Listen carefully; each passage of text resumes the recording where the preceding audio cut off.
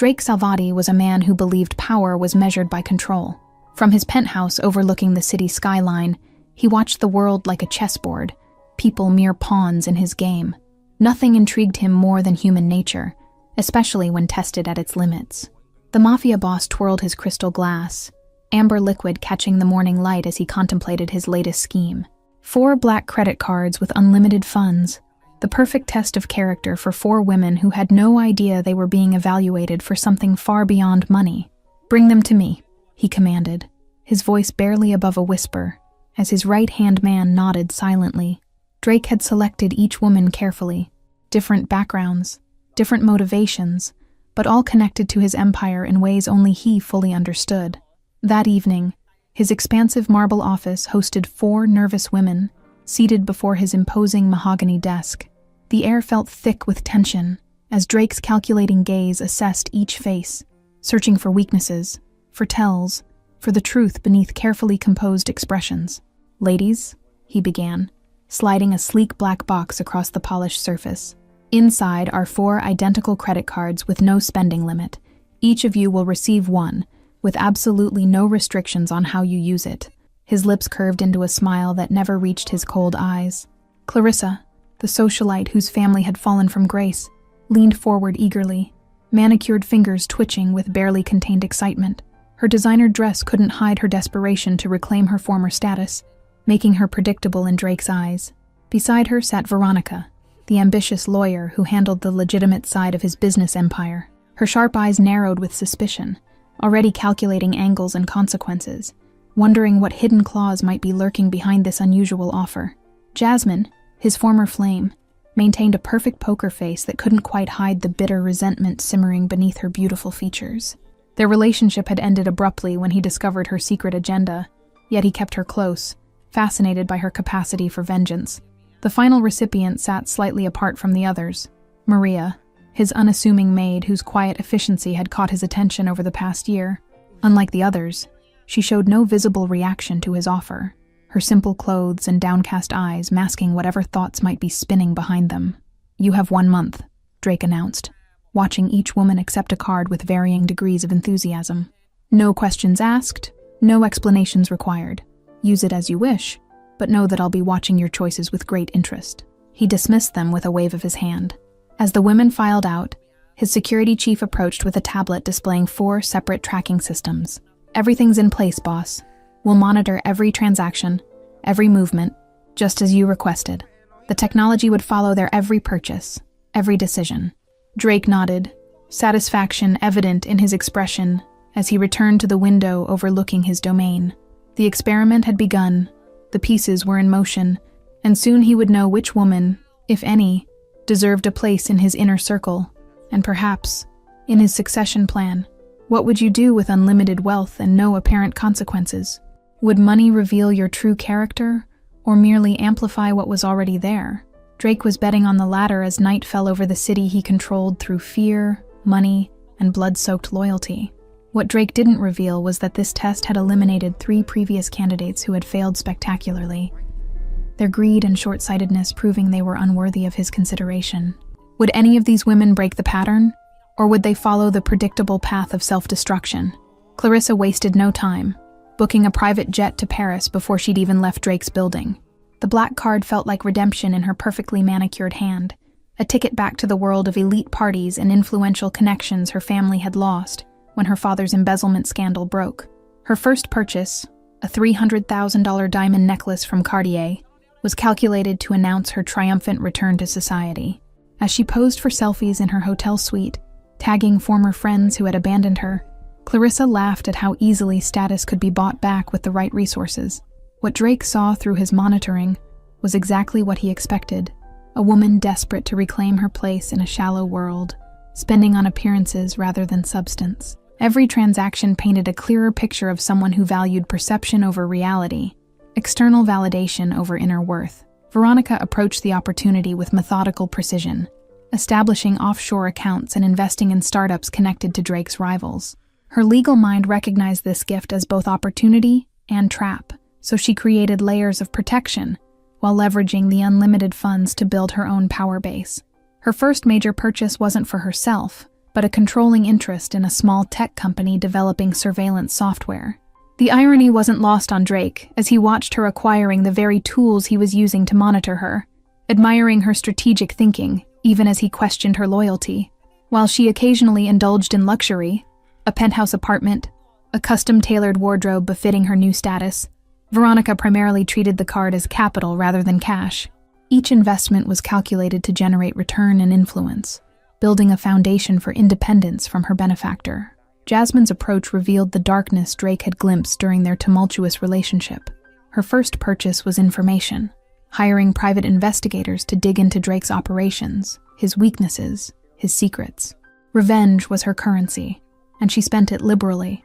She moved into the penthouse directly across from his, a deliberate provocation as she hosted lavish parties for his enemies and business rivals. Through his surveillance, Drake watched her weaving a web of alliances against him, each transaction a missile aimed at the empire he had built. In public, she maintained a facade of gratitude, sending him expensive gifts with cards signed with lipstick kisses. But Drake saw through the performance to the calculated campaign underneath. She was using his money to dismantle his reputation, his relationships, his control over the city. Maria's first transaction puzzled Drake so completely that he reviewed the footage 3 times. The maid had taken the bus to a humble neighborhood across town and purchased 200 hot dogs from a local stand. His surveillance team reported she had distributed them to homeless people sheltering under a bridge. Unlike the others, Maria maintained her regular routine, arriving early to clean his penthouse, quietly efficient as always. The card remained unused for days afterward, as though forgotten, until she made a modest deposit on a small house where his team discovered her elderly parents living in deteriorating conditions. The pattern that emerged from Maria's spending was unlike anything Drake had anticipated. Hospital bills for a child with cancer whose family she had never met, tuition for a promising student in her neighborhood, repairs for a community center damaged in a recent storm.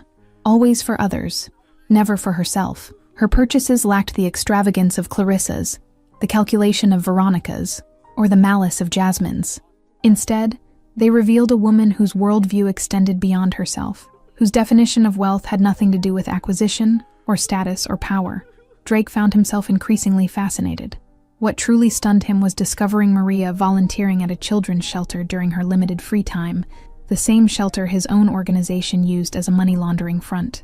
She was inadvertently entangled in his criminal enterprises while simultaneously undermining them with genuine compassion. Do you think Drake will change his plans based on what he's learning about these women? Would absolute power and wealth corrupt absolutely? Or could they reveal something unexpected about character? Drake found himself questioning his own assumptions as the experiment continued to unfold. 3 weeks into the experiment, Drake summoned his security chief for a comprehensive report. The monitors displayed 4 distinct patterns of behavior, 4 approaches to unlimited wealth, 4 responses to his unspoken challenge. The results were beginning to crystallize into something unexpected. Clarissa has spent approximately $12 million, primarily on status symbols and social climbing, his chief reported, displaying images of the socialite draped in designer clothing, hosting celebrities at exclusive clubs.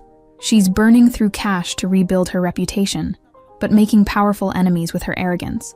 Footage showed Clarissa berating service staff, throwing champagne at a photographer who caught her unflattering angle, buying friendship with expensive gifts that came with strings attached.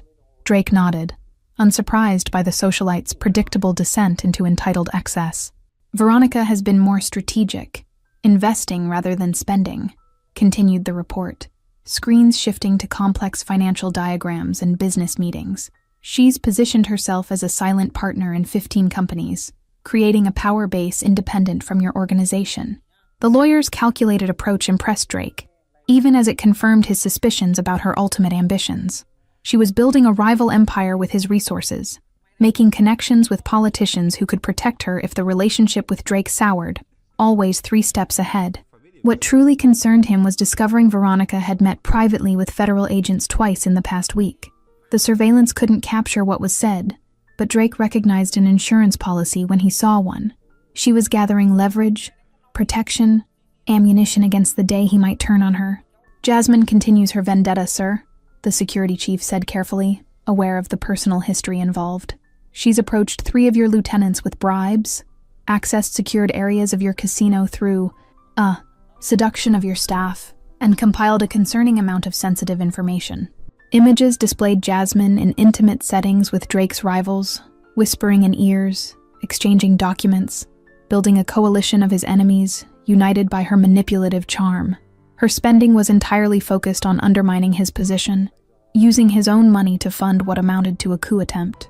Most alarming was footage of Jasmine meeting with the brother of a man Drake had eliminated years ago, passing him an envelope that later investigation revealed contained locations of Drake's most vulnerable operations. She wasn't just seeking to embarrass him.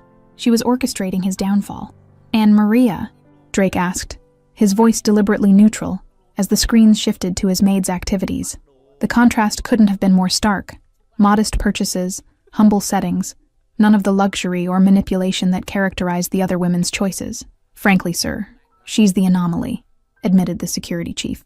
"Total spending is just under $2 million, but none of it personal. Medical treatments for strangers, housing for displaced families, scholarship funds for underprivileged students. She's essentially created a private charity with your money." The most recent footage showed Maria sitting beside a hospital bed, reading to a child undergoing chemotherapy. "We identified the boy. No relation to her, just someone she met while volunteering. She's paid his entire treatment plan and visits him daily during her lunch break." Drake leaned forward, studying the gentle interaction with unexpected intensity. "Has she made any purchases for herself? Anything at all?" His question revealed more interest than he intended, causing his security chief to look at him with subtle surprise. "Just one, sir. A silver locket containing a photo of her parents."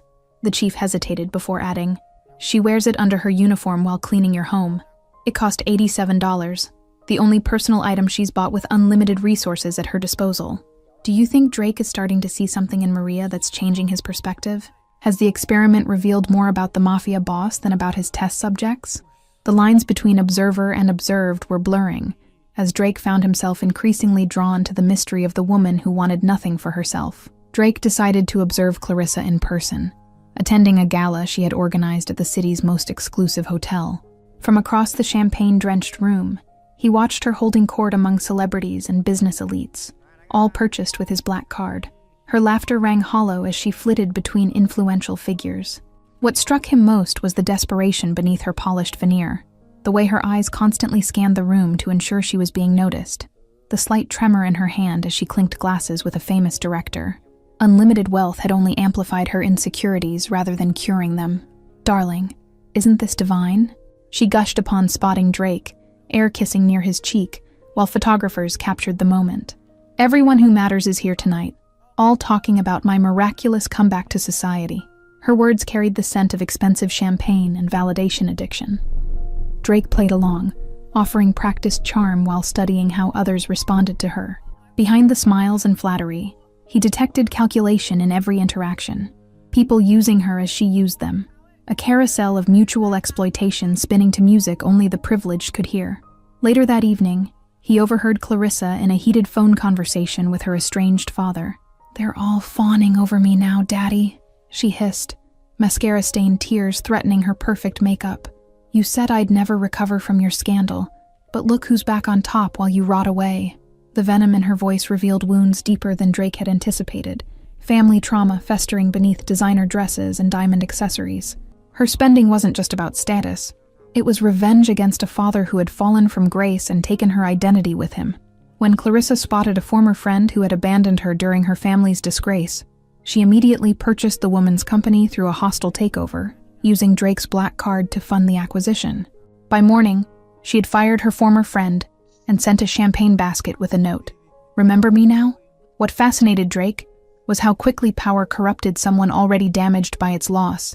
In mere weeks, Clarissa had transformed from social climber to tyrannical gatekeeper, using her newfound resources to punish those who had wronged her and control those who hadn't.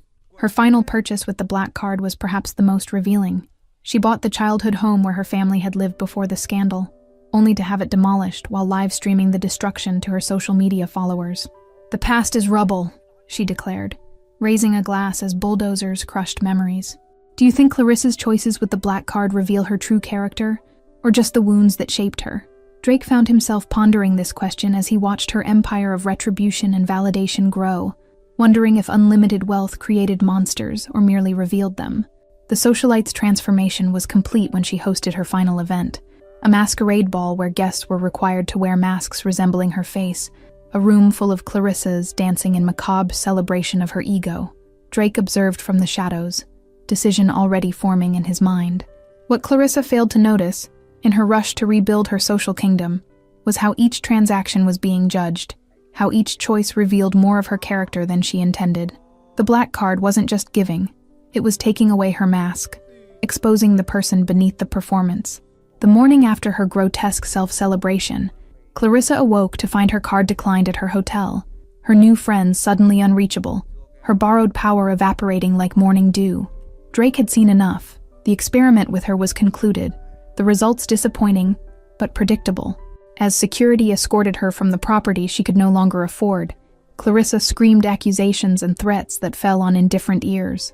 She had failed to understand that true power wasn't in what you could buy, but in what you could build, not in what you took, but in what you gave. Would you have made different choices with unlimited resources, or would you have followed Clarissa's path of external validation and revenge? Drake wondered how many would pass the test he had designed as he crossed the socialite's name from his list of candidates. Veronica's approach required a different method of observation, so Drake arranged a business meeting under the pretense of discussing new legitimate ventures. She arrived precisely on time, dressed in a tailored suit that spoke of authority rather than flash, her investments already visible in her confident posture.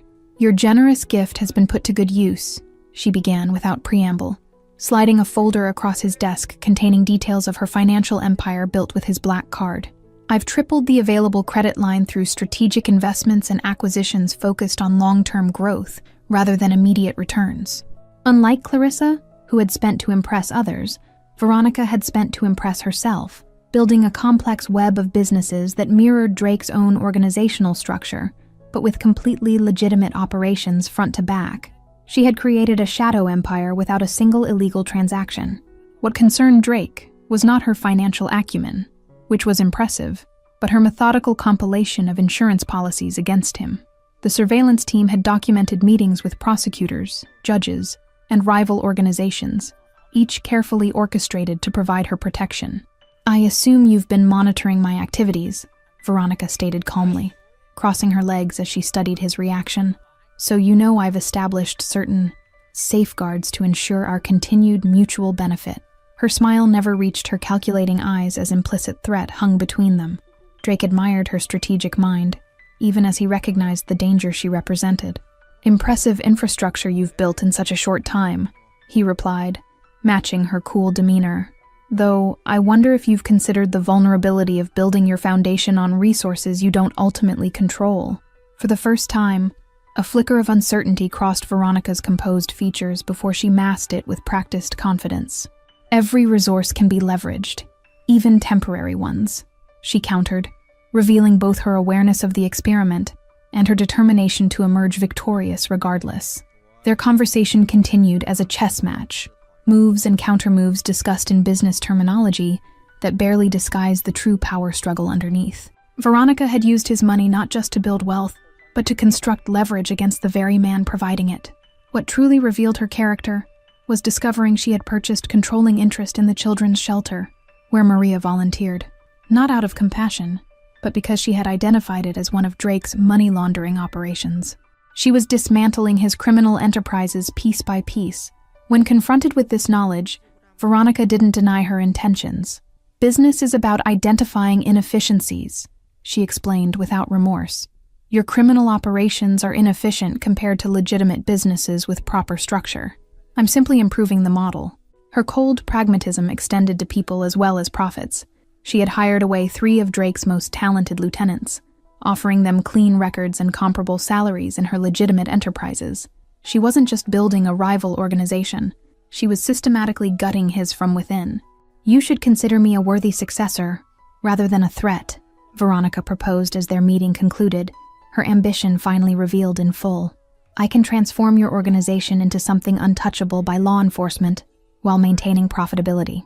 The old ways of our business are becoming obsolete." Drake nodded thoughtfully, neither accepting nor rejecting her proposal as she departed. Her approach had been brilliant in execution but fundamentally flawed in understanding. She had failed to grasp that his experiment wasn't about business acumen or empire building, but something far more essential. Later that evening, as Drake reviewed Veronica's file, he noted how her purchases revealed intelligence without wisdom, strategy without vision, ambition without purpose. She had built an impressive structure with no foundation beyond self-interest, a mirror image of his own organization without its core purpose. Do you think Veronica's strategic approach to wealth demonstrates greater character than Clarissa's social climbing, or just a different form of self-interest? Drake pondered this question as he prepared to evaluate his third candidate, the path to his true successor still unclear.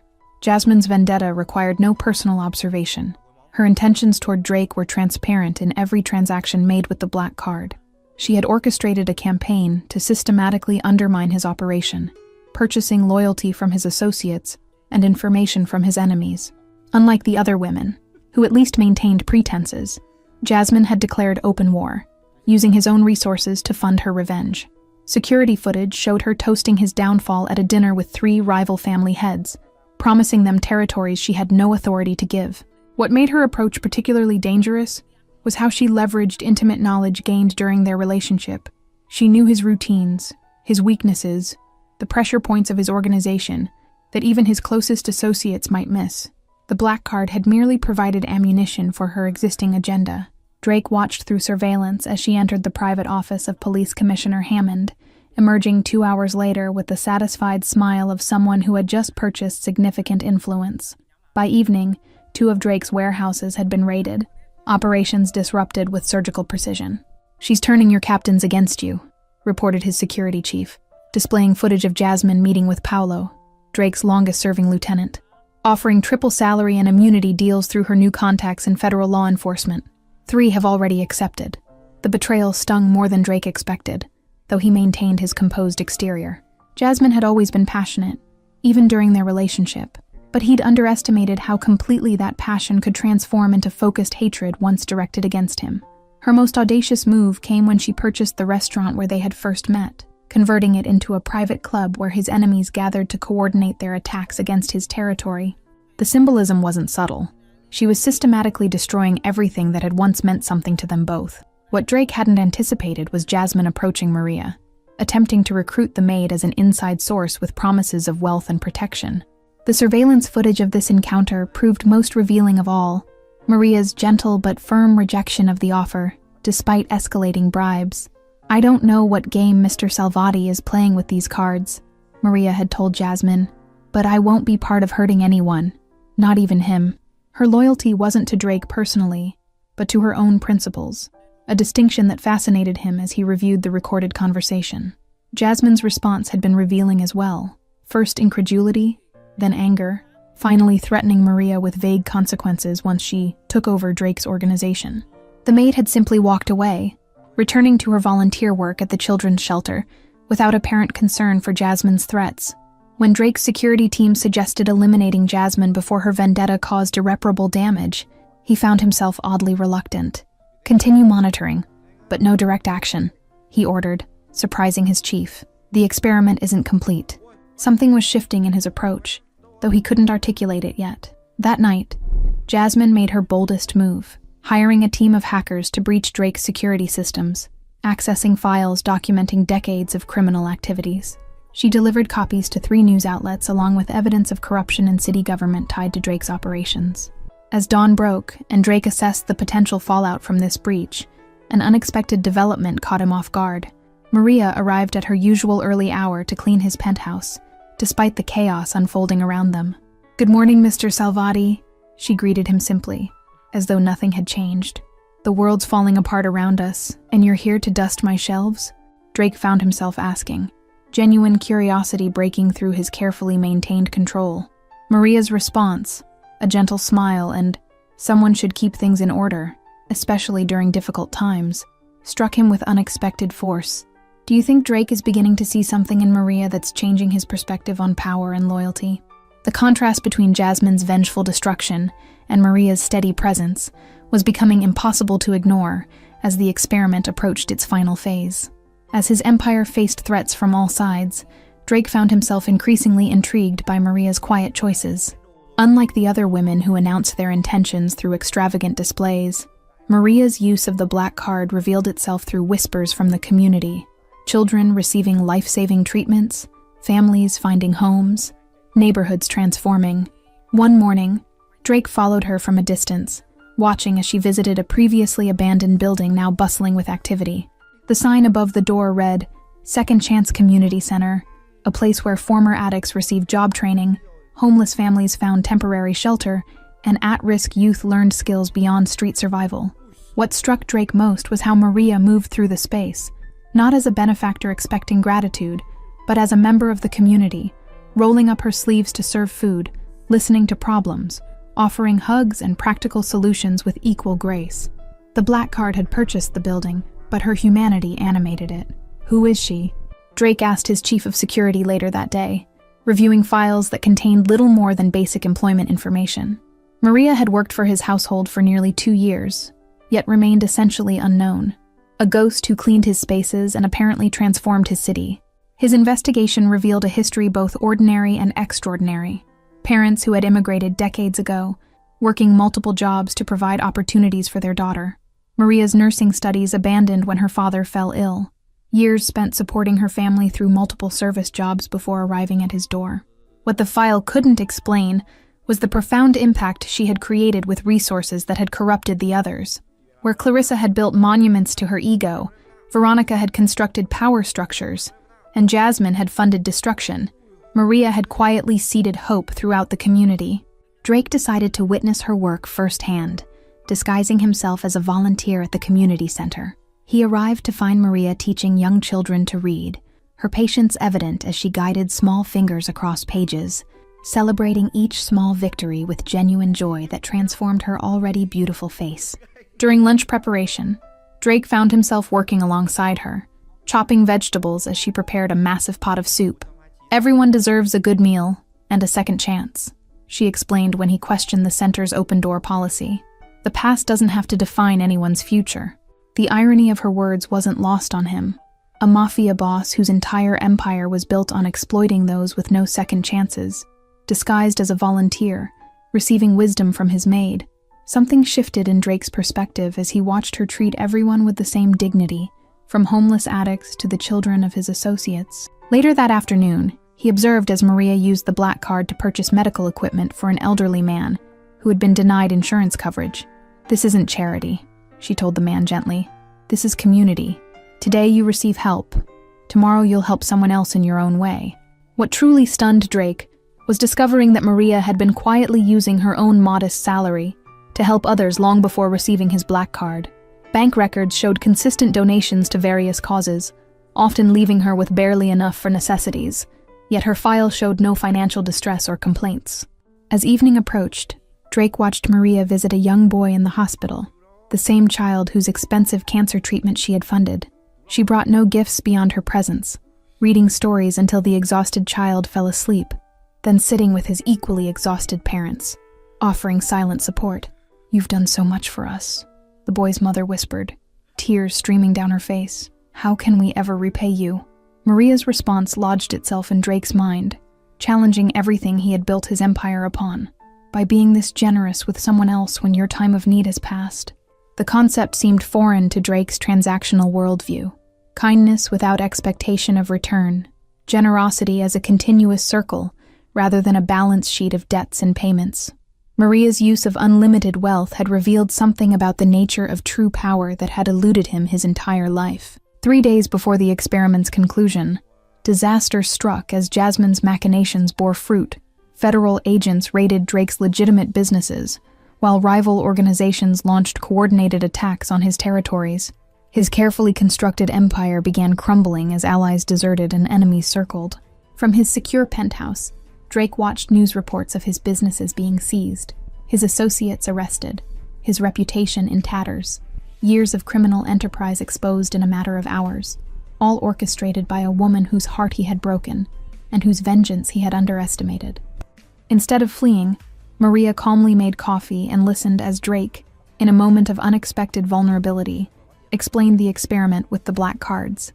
"I was looking for someone who could handle power responsibly," he admitted, Someone worthy of taking over when I step aside. And did you find what you were looking for? Maria asked, her gentle question penetrating deeper than she could know. Drake showed her the surveillance footage of all 4 women, Clarissa's social tyranny, Veronica's cold ambition, Jasmine's destructive revenge, and Maria's own quiet revolution of compassion. What happened next changed everything. Maria reached into her modest handbag and placed her black card on the table between them. I've learned that giving this back is more powerful than keeping it, she explained. True wealth isn't in unlimited resources, but in knowing when you have enough. Before Drake could respond, his security chief burst in with urgent news. The FBI had Maria's name on their target list, believing she was laundering money through her community projects. The irony was bitter. The only person using the card for good was now endangered by association with him. Why is she on their list? Drake demanded, unexpected protective instinct surging through him. The answer shook his carefully constructed worldview. Maria was not just his maid, but the daughter of a man whose life Drake had destroyed decades ago in his rise to power. Her father had been Drake's first mentor in the organization, a man who advocated for community investment rather than exploitation. When leadership changed hands, Drake had betrayed his mentor to curry favor with the new regime, resulting in the man's imprisonment and the family's financial ruin. You knew who I was all along, Drake realized, searching Maria's face for the hatred he deserved, but finding only calm resolve. You sought employment in my home deliberately. The implications staggered him. Every cleaned room, every quiet service had been performed by someone he had grievously wronged. Maria nodded, finally revealing the full truth. I came seeking answers, maybe even revenge, she admitted. But watching you every day, seeing the emptiness behind your power, I found something unexpected. Pity. The black card simply gave me the chance to show you a different path. Outside, sirens wailed closer as federal agents surrounded the building. Drake's empire was collapsing, his freedom measured in minutes rather than decades. Yet in this moment of destruction, he felt strangely liberated, as though Maria had already freed him from a prison he hadn't recognized. They'll arrest you too, Drake warned, already formulating an escape plan to save her from consequences meant for him. Everything you've built with the card will be investigated, dismantled, tainted by association with me. The thought of her good works being destroyed disturbed him more than his own downfall. Maria's response revealed wisdom beyond her years. What I've built isn't in buildings or programs, but in people who've been given second chances, that can't be seized or frozen or dismantled. She took his hand, offering compassion he had never shown to others, including you, if you're willing to make different choices now. In that moment, Drake saw clearly what the experiment had truly revealed. Not just the character of 4 women tested by unlimited resources, but the poverty of his own soul despite his material wealth. Would he choose differently with whatever time remained, or cling to the power that had ultimately failed him? As federal agents breached the lower floors of the building, Drake made a decision that would rewrite his legacy. I have accounts they don't know about, he told Maria urgently. Enough to fund your work for decades if properly managed. He quickly transferred access codes to a secure device, pressing it into her hands. I won't take blood money, Maria protested, trying to return the device, but Drake shook his head. It's not a gift. It's restitution. For your father. For everyone I've harmed. For the first time in decades, he spoke with complete honesty. No calculation behind his words. Use it better than I did. The elevator security alert chimed. Agents would reach the penthouse within minutes. Drake straightened his tie, a strange calm settling over him as he prepared to face consequences long overdue. One last thing, he said, retrieving a hidden file from his safe. Your father's case. Everything needed to clear his name. Maria's eyes widened as she accepted the file. Decades of injustice potentially undone in a single gesture. Why now? She asked, searching his face for deception but finding only regret for wasted years. Why give up everything you've built? The answer surprised them both with its simple truth. Because you've shown me something more valuable, Drake replied, nodding toward the window where dawn broke over the city. His city, but somehow different through this new perspective. Not an empire built on fear, but a community built on second chances. I'd like to see what that looks like, even from a cell. With seconds remaining before the inevitable arrest, Drake made one final decision. He recorded a confession exonerating Maria completely, explaining she had unknowingly been used in his scheme. Your work is too important to be destroyed with me, he insisted, sending the recording to his lawyer. When agents burst through the door, they found Drake Salvati sitting calmly at his desk, hands folded, ready to surrender. Maria they discovered in the kitchen, seemingly preparing coffee for her employer, the perfect image of an innocent worker caught in circumstances beyond her understanding. 6 months later, Maria visited Drake in the federal detention center where he awaited trial. The man who greeted her bore little resemblance to the Mafia boss who had once ruled the city.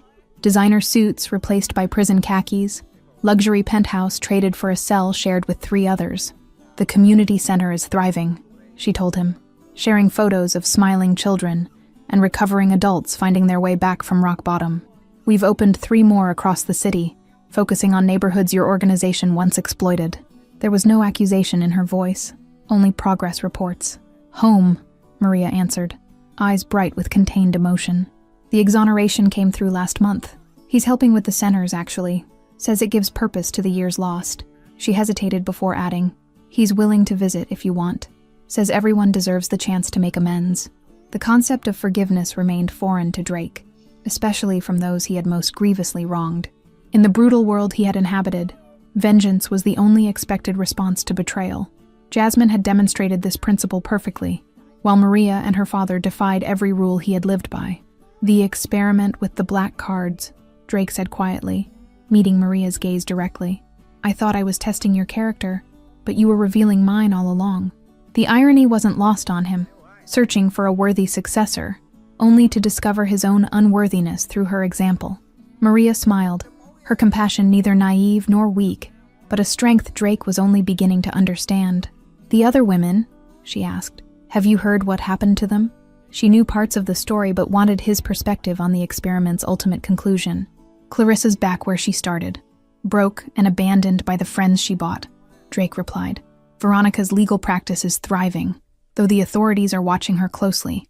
And Jasmine," he paused, still processing the most surprising outcome. "Jasmine visited last week, finally ready to move beyond revenge." What Drake didn't share was how thoroughly Maria's example had transformed his understanding of legacy. His empire had been built on exploitation and fear, destined to collapse once his control faltered. Maria had shown him how to build something that grew stronger through sharing rather than hoarding power. As their visit ended, Drake asked the question that had haunted him since his arrest. If you had known from the beginning that the black card was a test, would your choices have been different? The answer would determine whether her compassion had been strategy or genuine character. Maria considered the question seriously before responding. The money was never the point. It was what it revealed about priorities. Her smile held no judgment, only quiet certainty. We all have resources: time, attention, skills, money, and how we use them shows who we truly are, with or without a black card. As Maria left, promising to return next month, Drake returned to his cell with a profound sense of peace that had eluded him, even at the height of his power. The experiment had failed in its original purpose, but succeeded beyond imagination in its true one, teaching a man who had everything that he had understood nothing about real wealth. Thank you all for following this story to the end. If you enjoyed it, please write in the comments where you're watching from, and don't forget to like, subscribe, and share this video, as your support is essential for me to continue creating content here. What would you have done with an unlimited black card? И этому человеку нужны, по сути, и дав ему, вот тут интересно, и дав ему в моменте огромное количество денег, останется ли он таким же? Либо это все поменяет его. Или у бедного, к примеру, или у богатого, забери все деньги, сможет ли он найти себе друзей, там, хорошую жену, стать там, не знаю, хорошим отцом? Ну, вот такие вот интересные вопросы на самом деле.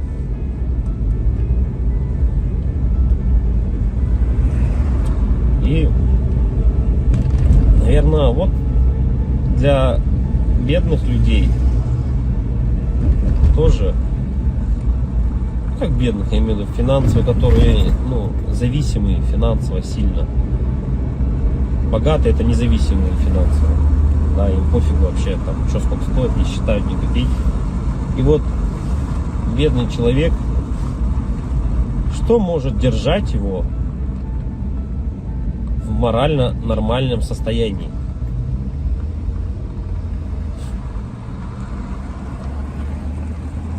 Это, наверное, возможно, поддержка семьи, поддержка друзей. Ну, вот как я и говорил, к примеру, как у меня есть сосед, ну, вот у него есть поддержка родителей, да, поддержка друзей. Но он не вылазит из ситуации, в той, в которую залез. И получается, что у нас получается? Что это тоже не важно, что даже имея поддержку своих родственников, друзей, ты не вылезешь из дизморали, из такого образа жизни. Получается, нет. Так что же тогда? Алло. Алло. Ты еще не заезжал? Вот я еду, сейчас заеду скоро. Не едь туда, все, оплата пришла. Все, хорошо, давай. Вот, как я и говорю, можно... Так что же для человека самое главное получается? Чтобы держаться на плаву. Многих же не останавливают, дети не останавливают, да, которые имеются. Да, любовь к детям тоже их не останавливает. Да, как-то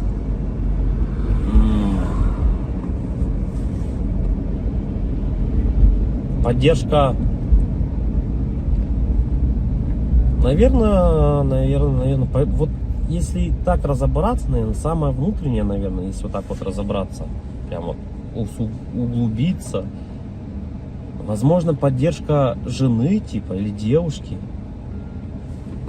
если прям вот глубоко внутрь копнуть, тоже на самом деле не всегда. Но если у тебя есть девушка и жена, ты на ежедневной основе с ней общаешься, с ней видишься. Ты единственный человек, по сути, да, который, наверное, важен в твоей жизни, который может дать дельный типа совет.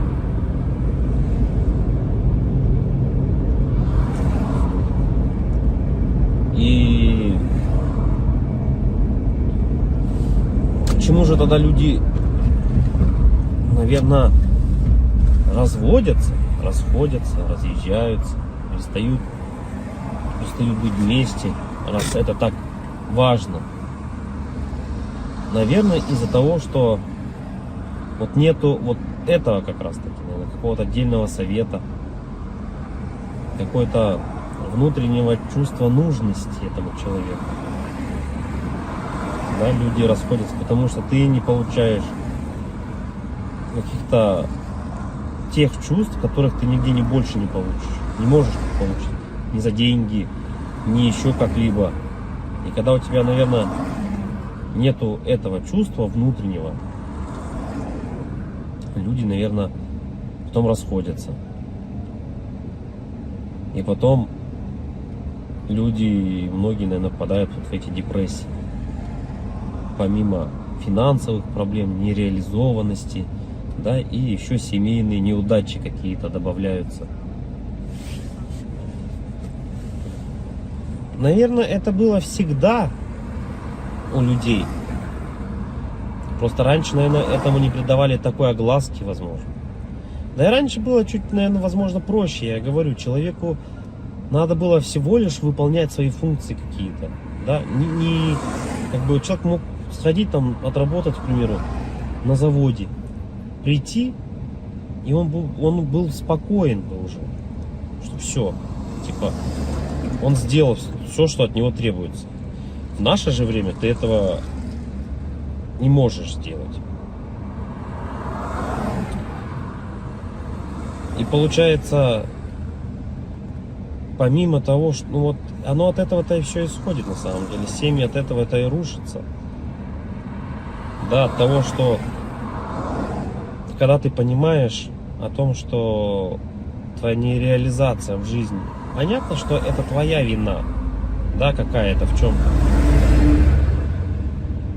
что ты не смог себя найти.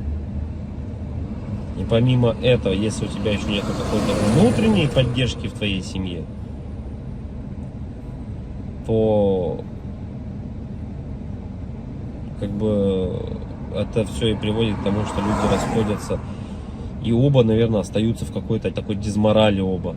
Да, в какой-то, наверное, все равно внутренней депрессии.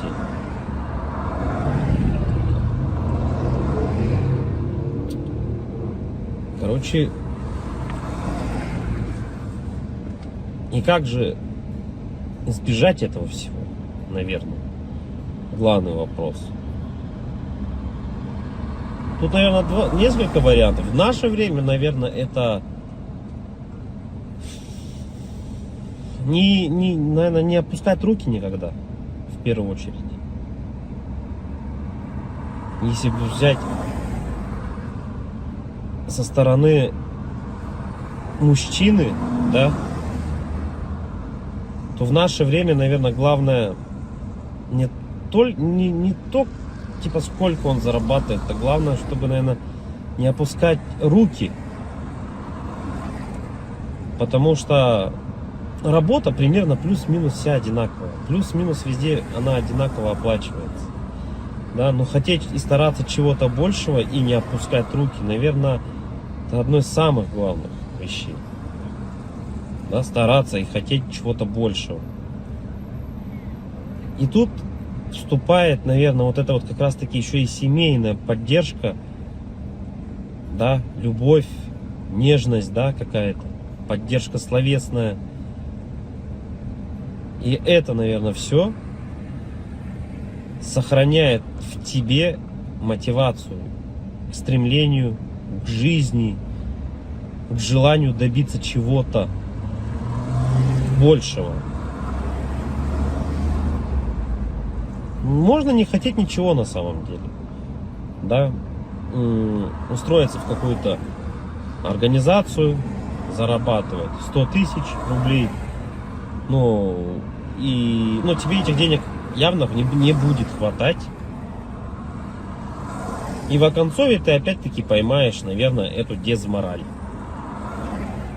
Потому что все оно по кругу крутится. И потом люди на СВО уходят, умирают за 5-7 миллионов рублей. И я не думаю, что это кого-то осчастливит. Ну, во всяком случае, данного человека точно это не осчастливит.